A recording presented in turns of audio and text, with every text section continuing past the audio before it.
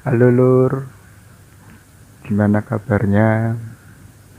Saya doakan semuanya diberikan kelimpahan, rezeki, kesehatan, yang sakit segera dipulihkan, disembuhkan, yang punya utang piutang segera terselesaikan,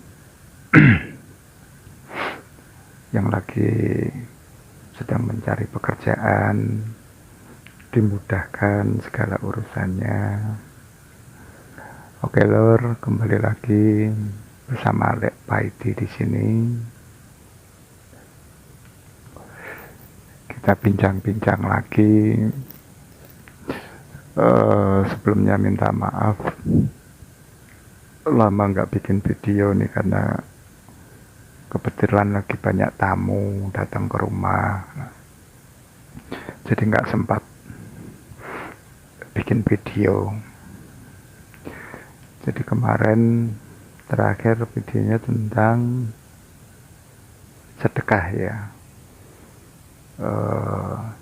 cara cara mudah bersedekah gitu, kapanpun dimanapun. Hari ini kita akan membahas tentang mental block, yang mana ini kaitannya juga masih untuk masalah rezeki ya. Yang menghambat masalah rezeki juga salah satu penyebabnya adalah mental block. Apa sih mental block? Kalau menurut Pak Lek sendiri, mental block itu dimana kondisi otak menolak sebuah pikiran tertentu sehingga menghambat kreativitas, produktivitas, atau motivasi. Jadi di sini banyak orang tidak menyadari karena mungkin juga kurangnya referensi, pemahaman, akhirnya sulit untuk berkembang, sulit untuk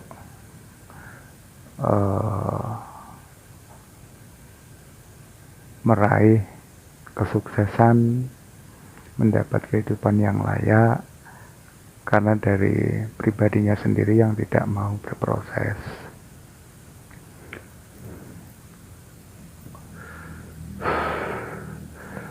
Nah, kemarin itu saya sempat posting di Facebook saya Pak Lek Paidi, nama akunnya. Di situ saya sempat membahas tentang kesadaran sejati. Nah, maksudnya Pak Lek itu memberikan pemahaman baru untuk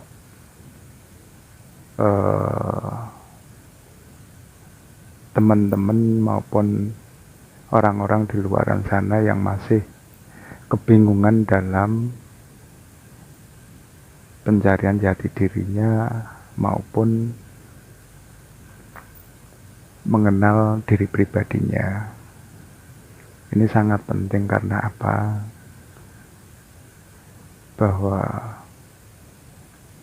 perlu disadari bahwa setiap insan manusia itu telah diberikan karunia-karunia keilahian dari sang sumber hidup. Cuma karena banyaknya perhatian maupun pikirannya yang lompat ke sana lompat ke sini, menjadikan orang tersebut tidak fokus, mengabaikan potensi-potensi yang ada dalam dirinya. Padahal kalau kita mau merenung sejenak gitu ya, meluangkan waktu masuk ke dalam diri kita, mengenal diri kita, maka di situ akan pertama mungkin sulit gitu ya, karena pasti akan terjadi konflik internal, banyak kegaduhan, banyak pikiran-pikiran liar yang coba memblok kita untuk masuk ke sang sejati. Nah, salah satu contoh misalkan gitu ya, ini dalam realita kehidupan dari beberapa orang-orang yang saya coba amati maupun saya ya pelajari, baik cara berpikirnya maupun kehidupan pribadinya, ini sangat selaras dengan cara berpikirnya orang tersebut. Misalkan gitu ya,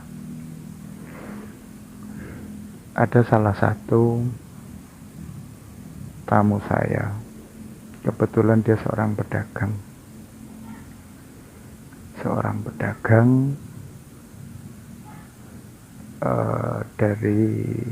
dia berasal dari Banjarnegara. Dia datang ke Semarang untuk mengadu peruntungan, pedagang di pinggir jalan, pedagang kaki lima lah ya. Nah, suatu ketika dia diajak oleh temannya, yang kebetulan temennya itu Pak Lek kenal gitu, datang ke rumah.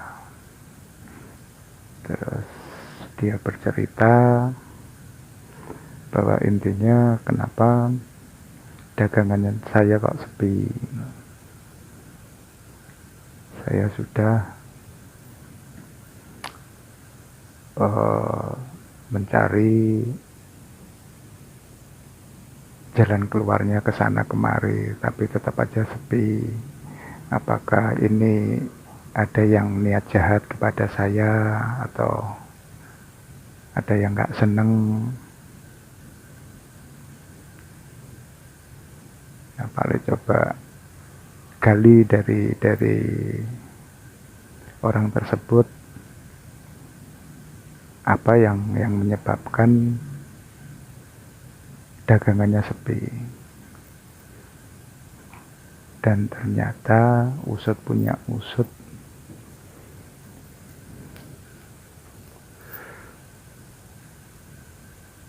Pak Lek temukan masalahnya itu di cara berpikirnya orang tersebut. Pribadinya bermasalah. Yang pertama,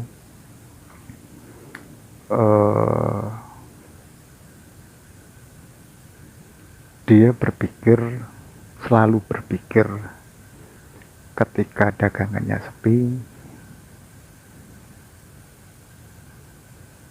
dia langsung merasa bahwa dagangannya ada yang ngerjain, ini persaingan gak sehat. Akhirnya dia coba cari orang pintar ke sana kemari untuk nyari penglarisan.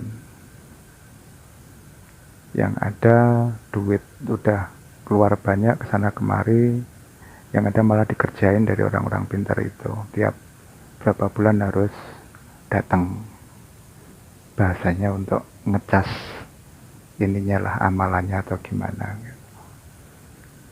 Nah, Pak Lek kan kasihan gitu. Orang kecil nyari usaha, nyari nafkah untuk keluarganya di desanya, tapi yang ada di sini malah dikerjain orang-orang nggak bertanggung jawab. Akhirnya Pak Lek cuma bantu kasih jalan, kasih pemahaman. Coba deh gitu, cara berpikirnya dirubah, bahwa ketika daganganmu sepi, Jangan menyalahkan orang lain. Coba dicari dalam diri kamu apa yang salah. Nah, akhirnya Pak Lek coba ajarkan lebih ke cara merubah mindsetnya dia. Merubah mindsetnya dia.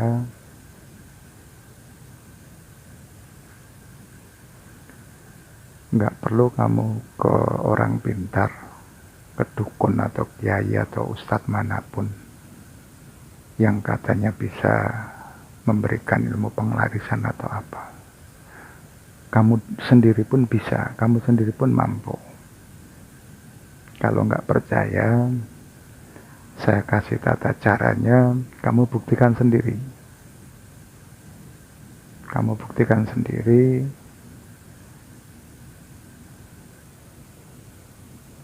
Berani nggak apa yang saya sarankan kamu jalanin. Setelah itu kamu coba belajar dari caramu berproses. Nah, alhasil ketika tata cara saya ajarkan, nah orang tersebut kaget. Kagetnya itu yang biasanya pedagang yang di sebelahnya, di sekitaran dia itu rame, dagangannya dia sepi, kok tiba-tiba kanan kirinya tuh jadi sepi, semua tuh malah larinya ke dia gitu. Sampai akhirnya muncul pergunjingan bahwa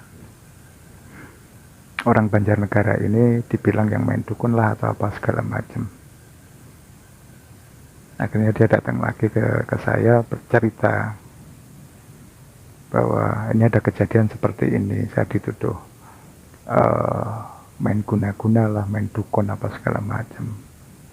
Akhirnya saya balik tanya, lah kamu main dukun enggak, main guna-guna enggak?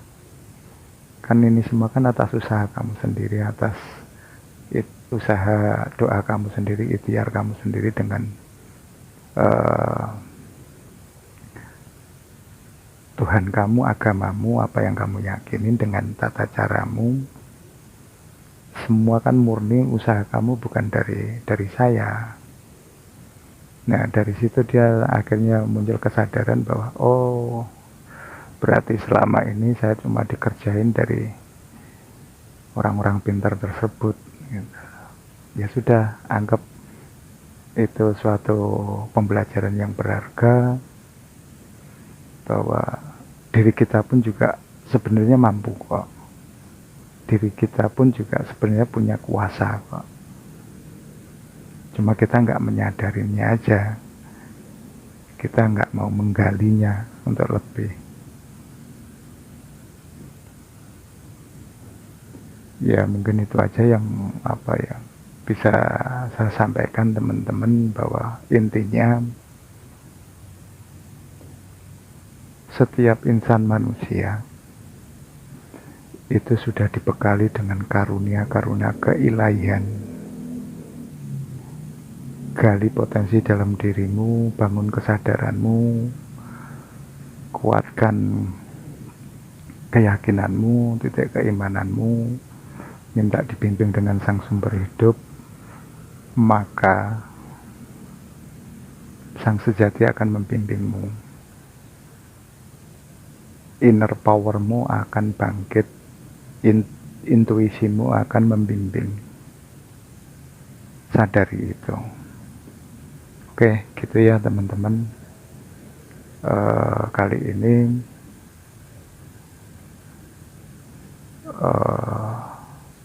bangun kesadaran dalam diri, gali potensi dalam diri